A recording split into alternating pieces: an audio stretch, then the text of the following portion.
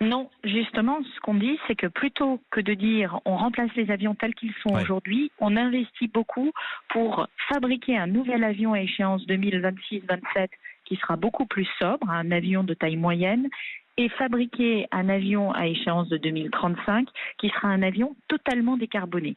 C'est ça notre objectif. C'est une cible extrêmement ambitieuse, mais c'est pour ça que nous mettons le paquet dans la recherche aéronautique civile plutôt que de remplacer des avions polluants pour des avions un peu moins polluants, mais pas très satisfaisants en réalité du point de vue bilan carbone. Sur l'emploi, Emmanuel Dutheil le disait à l'instant, Bruno Le Maire a quand même lâché qu'il y aura malheureusement quand même des licenciements dans les 300 000 emplois directs et indirects dans l'aéronautique. J'ai envie de vous demander combien vont rester en l'état dans les 10 prochaines années. Si on doit changer de comportement, si on doit moins voyager, si on doit moins produire d'avions, si on doit produire des avions plus verts, quel sera, j'allais dire, l'état des lieux de l'emploi dans l'aéronautique dans les 10 ans qui viennent ?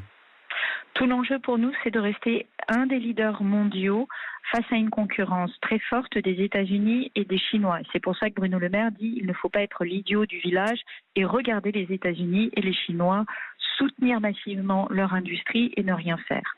Nous pouvons sortir notre épingle du jeu et effectivement contracter l'emploi le temps de passer cette crise et rebondir derrière parce que il n'y aura peut-être pas les mêmes usages dans 10 ans, mais peut-être aussi qu'il n'y aura pas beaucoup d'offres d'emploi décarbonés, d'offres d'avions décarbonés sur le marché. Et si c'est nous qui sortons les premiers, alors c'est nous qui aurons les avions. Je rappelle quand la France fabrique plus de 50% des moteurs d'avion dans le monde, plus de 50% c'est Safran, et qu'avec Airbus, elle est également le premier producteur d'avions au monde.